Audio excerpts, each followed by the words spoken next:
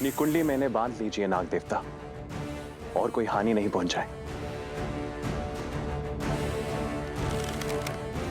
सुनो, तुम इन सैनिकों को संभालो, मैं इस अस्त्र का उत्तर देता हूं।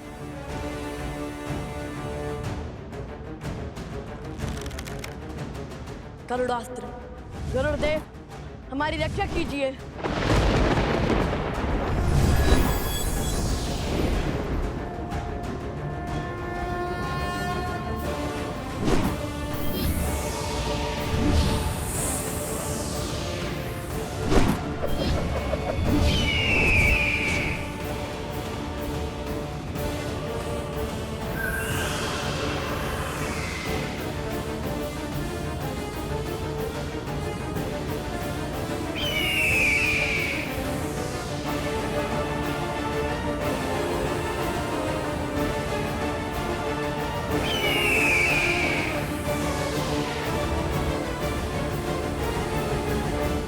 सैनिक, मेरे अस्त्र से बचकर तो दिखाओ।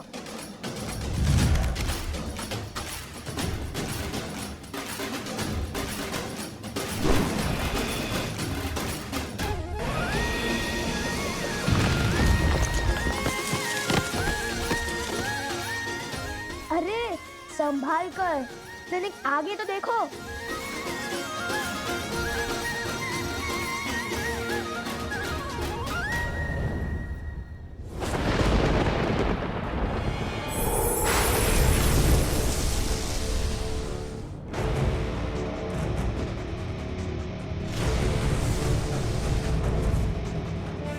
लगता है ये वरुणास्त्र चला रहे हैं। वरुण देव, अपनी कुंडली में इन बालकों को बांध लीजिए।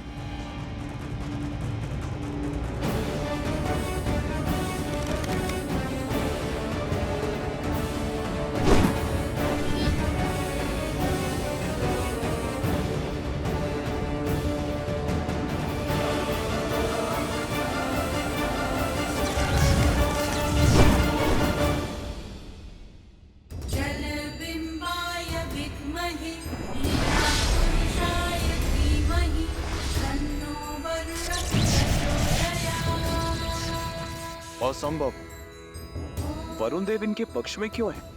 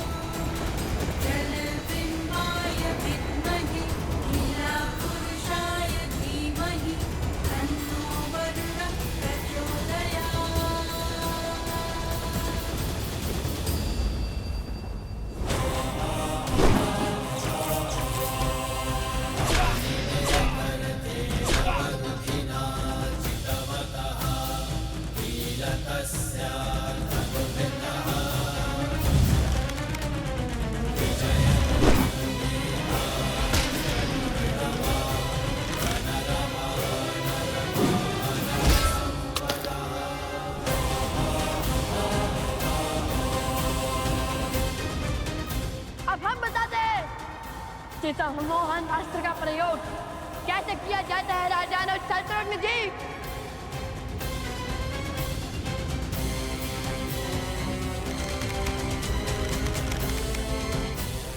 इस पराजय ने जितना संतोष मुझे दिया है, उतना आज तक मुझे किसी विजय ने नहीं दिया।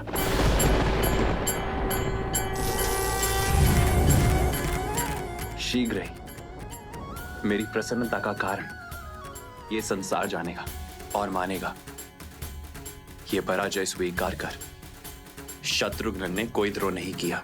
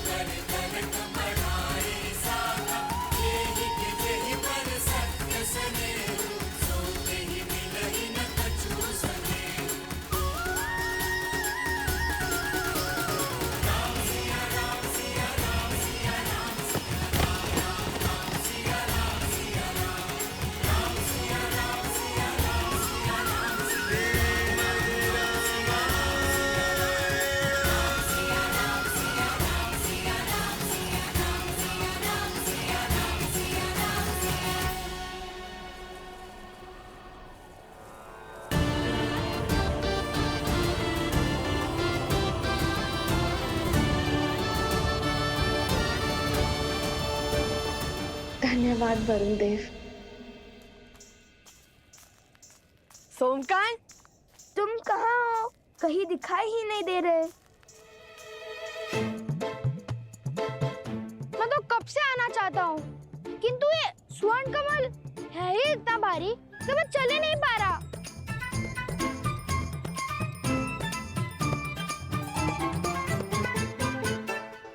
लाओ।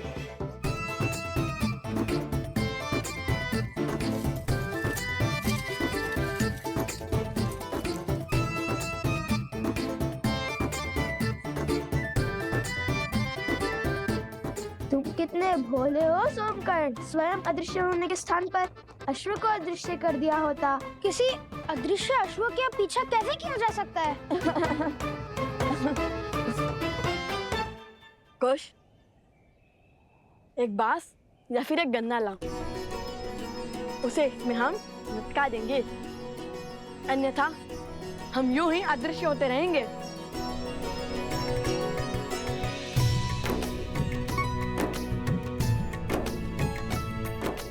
सोमकर्ण, तुमने असत्य कहा है कि हमारा राज्याभिषेक हुआ है, किंतु अब उस असत्य को सत्य बनाना होगा हमें। अयोध्या से अन्य कोई सेना आए उससे पहले हमें वो औषधि खोजनी होगी और उन गांव वालों को उनके रोगों से मुक्त कराना है। ये लीजिए भैया।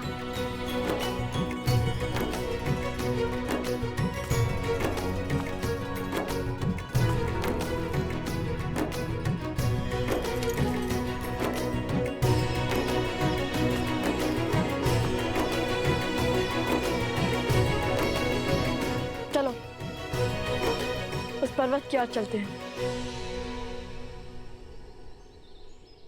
भैया, किंतु औषधि कैसे खोजेंगे? सूर्यास्त होने को है। शीघ्र ही घोर अंधकार छा जाएगा।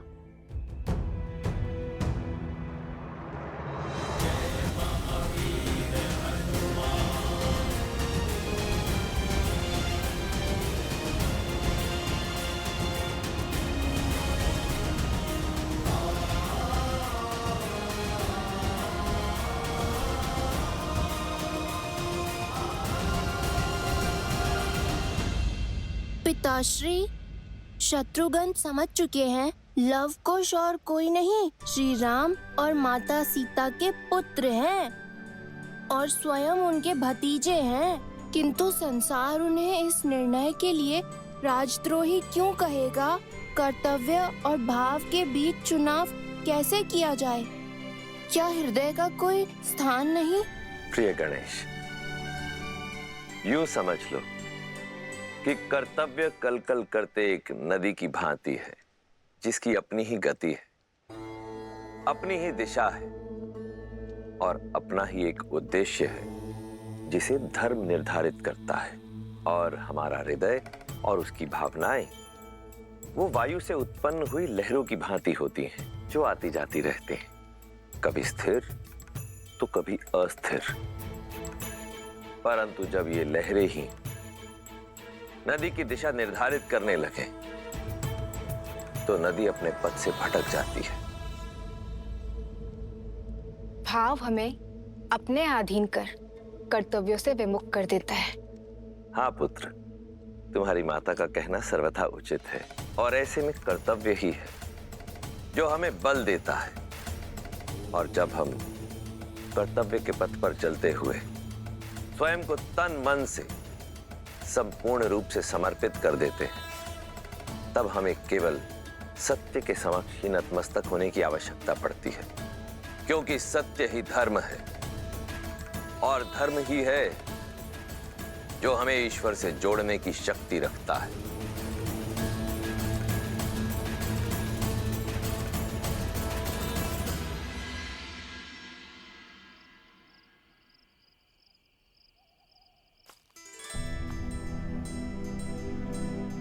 अब जब तक हम ना लौटे तुम यही रहना। हम एक और वचन निभा कर आते हैं। उन गांव वालों की रक्षा के लिए पर्वत से औषधि लाती है।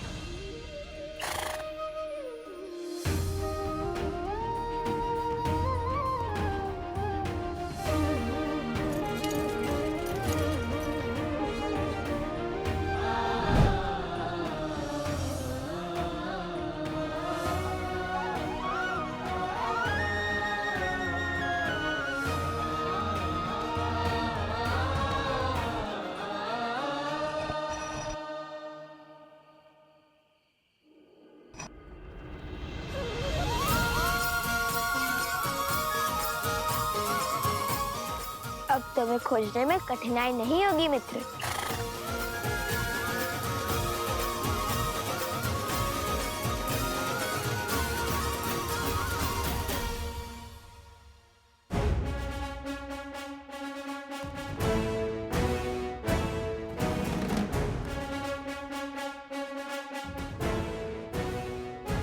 भैया, गांव की रक्षा के लिए हरित ऋषि पहुंच गए होंगे और हमारी प्रतीक्षा कर रहे होंगे, किंतु यदि ऊपर अनेक वनस्पति हुई तो हम उनमें से एक जड़ी बूटी कैसे पहचानेंगे? मैं भी तो वही सोच रहा हूँ। जब हनुमान जी संजीवनी लेने गए थे तब विद्या सुषेण जी ने उन्हें क्या कहकर भेजा था? यही कि संजीवनी बूटी चमकती है। कि बूटी चमकती है, जैसे अधर्म के अंधकार में धर्म का प्रकाश चमकता है।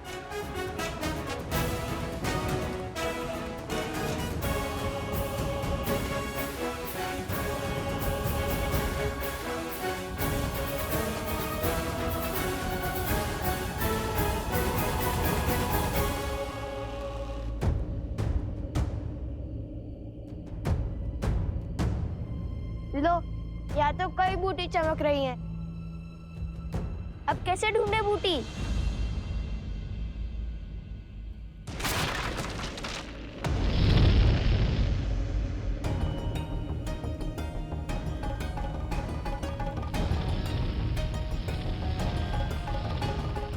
इससे पहले कि समय हाथ से फिसल जाए, मुझे स्वयं जाकर वो दुर्लभ जड़ी बूटी लानी होगी, क्योंकि लवकुश को आने में समय लग रहा है। उन्हें तो ज्ञात ही नहीं होगा कि वो बूटी कौन सी है। हम आपके साथ चलते हैं ऋषि हरित। आपको जाने की कोई आवश्यकता नहीं है ऋषिवर।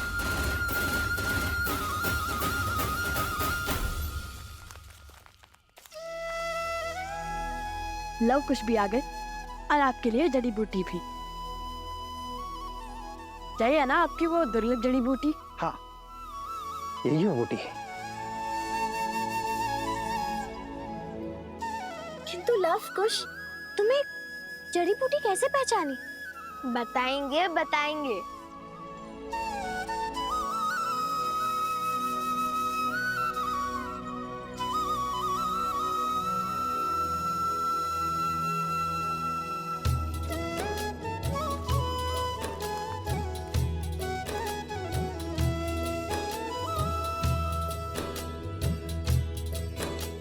सहस्त्राक्षम शतधार वृषिव पावनम कृतम तेना सहस्त्रधारेण पवमानः पुनातु माम।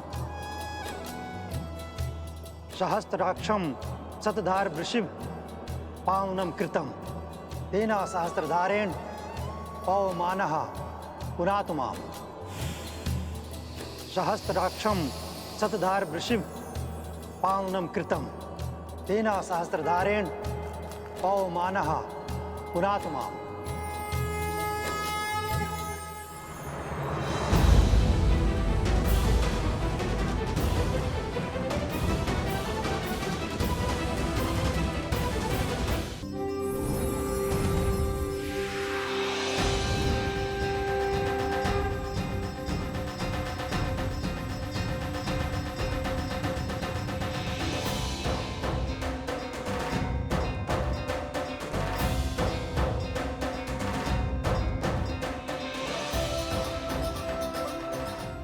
मैं निरोगी हो गया, मेरा रोग भी ठीक हो गया, हम सब स्वस्थ हो गए।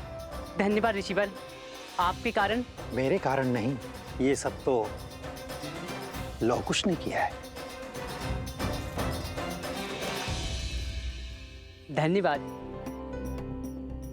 आप दोनों का कोटि कोटि धन्यवाद। आप दोनों ने अपने प्राणों को संकट में डालकर हमारी सहायता की। आपका साहस और सामर्थ्य सदैव बना रहे। आप दोनों इस संसार के लिए एक उत्तम उदाहरण बन के उभरे। हम केवल मुख से ही आपको धन्यवाद कह सकते हैं, क्योंकि आपको देने के लिए हमारे पास कुछ भी नहीं है। हमें बताइए ऋषि कुमार, आपको क्या चाहिए? हम आपका कर कैसे चुकाएं? हमें कुछ भी नहीं चाहिए। हमें जो उचित लगा, जो धर्म संगत लगा, हमने बस वही किया। और मांगना क्या है वो भी हमें नहीं पता, इसलिए धन्यवाद ही बहुत है। मैं जानता हूँ क्या मांगना है।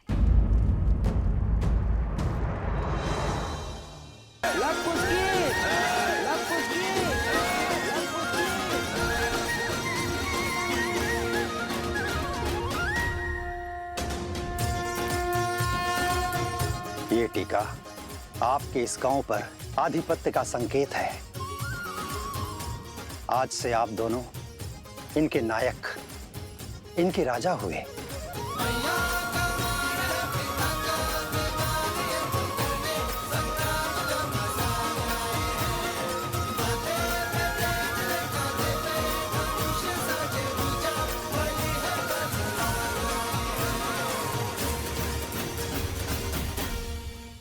देखा, कहा था ना तुम दोनों राजा हो। और अब ये सब तुम्हें राजा का मान सम्मान देंगे और अशोक को रोकने का अधिकार भी मिल ही गया। क्या बताएंगे आप? कहाँ के राजा हैं आप? तुम हमारे साथ रहकर बुद्धिमान हो गए हो सोमकर्ण, अति उत्तम।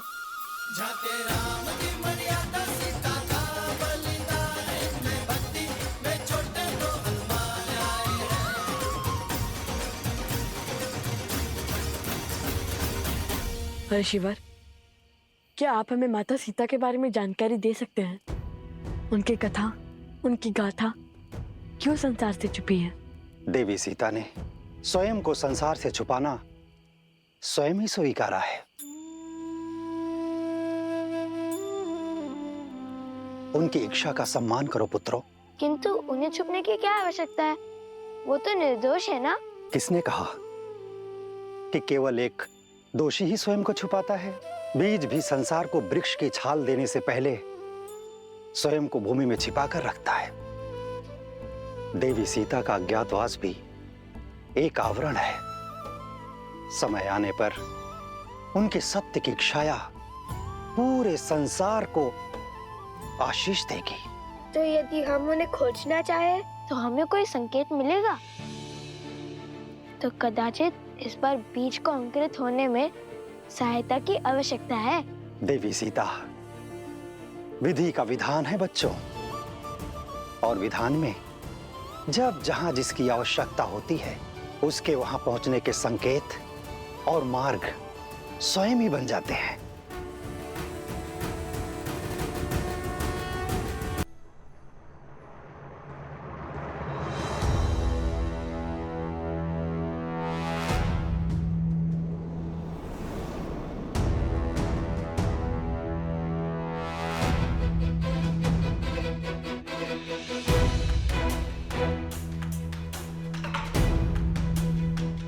यहाँ युद्ध के बाद छाई शांति है। ना पशु है और ना ही पक्षी। सब भयभीत होकर छिप गए हैं, अर्थात युद्ध निकट ही घटा है।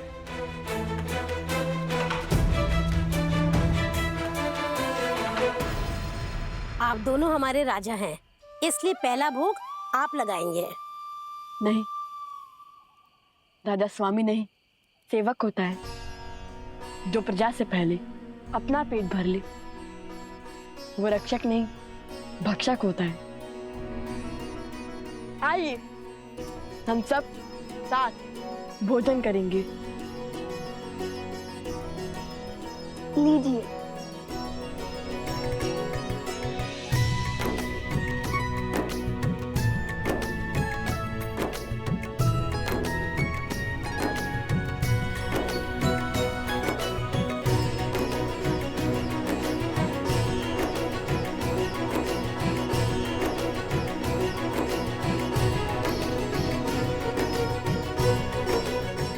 आहा, आनंद आ गया।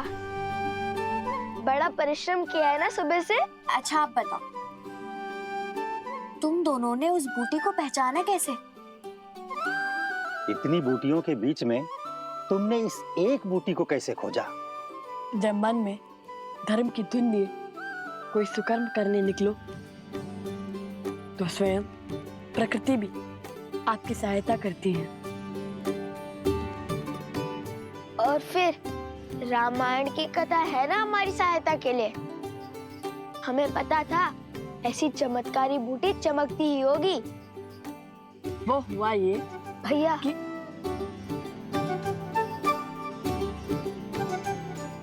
हाँ हाँ जानता हूँ कि अपनी वीरता की कथाएं सुनाने में तुम्हें अधिक आनंद आता है, किंतु हाँ स्मरण रहे सत्य में कल्पना की मिलावट नहीं होनी चाहिए। मैं तो सदा सत्य ही कहता हूँ। तो हुआ ये कि हमें ज्ञात था कि बूटी अवश्य चमकेगी, किंतु जब हम वहां पहुंचे तो देखा यहाँ तो हर वनस्पति चमक रही है। चलिए भैया नीचे चलते हैं। इतनी शीघ्र हार मान गए तुम? नहीं, मैं तो नीचे तल से हनुमान जी की भांति पर्वत उठाने की बात कर रहा हूँ। पर्वत उठाना इतना सरल लगता है तुम्हें? तब तो एक ही मार्ग है, इतना घोर युद्ध कर थक गए। अब एक एक बूटी खाकर ये पता करना होगा कौन सी काम करती है।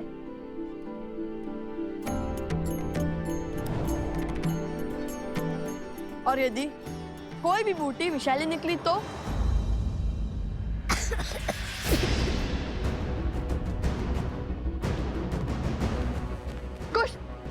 कुछ तुम ठीक तो हो ना?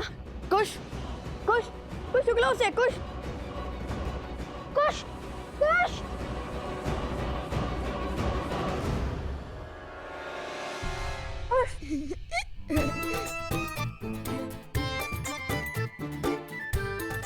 अब डर गए ना? मुझे तो कुछ नहीं हुआ। कभी तो गंभीर हो जाया करो कुछ।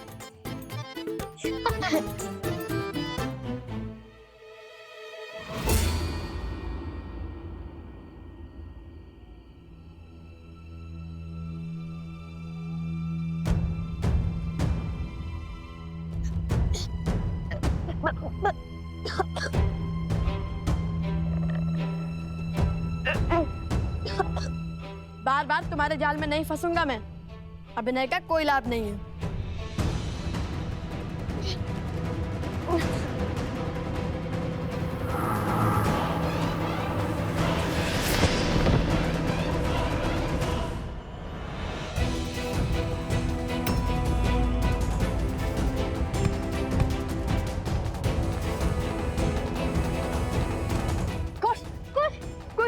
कुछ क्या हो गया तुम्हें?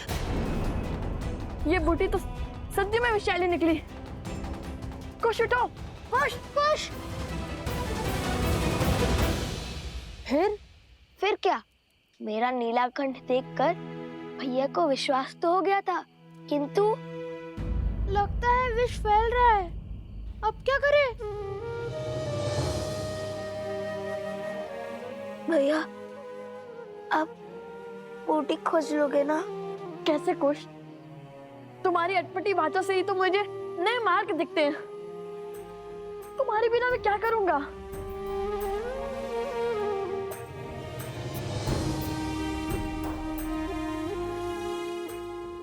ये बूटी विषैली है, ये तो पता चल गया ना।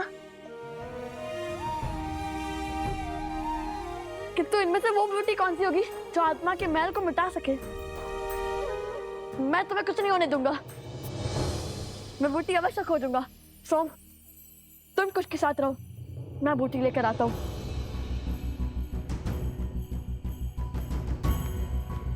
आंखें खोलो कुश।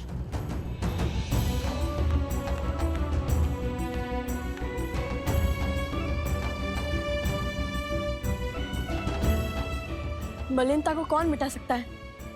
ऐसी क्या पवित्रता हो सकती है? अग्नि? नहीं। गंगा?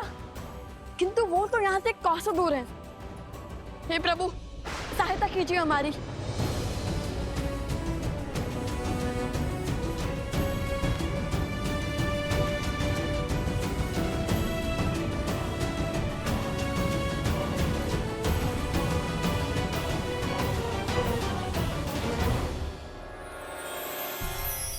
ये नक्षत्र तो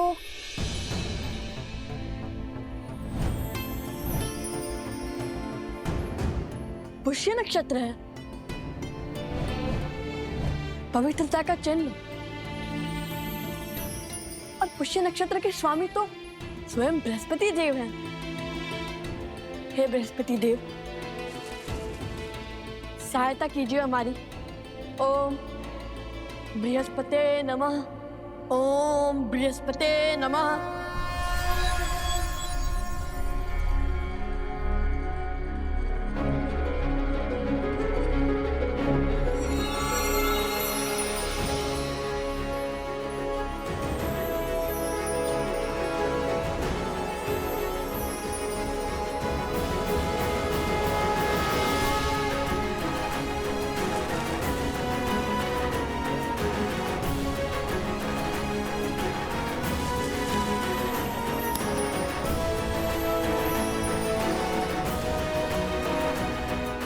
ओम बृहस्पते नमः।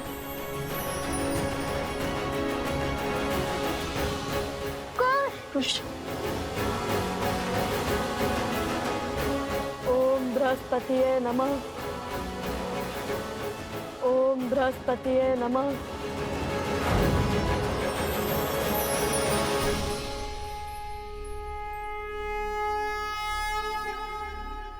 कुश, तुम ठीक तो हो ना?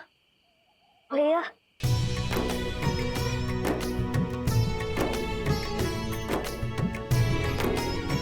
कुश, मेरे भाई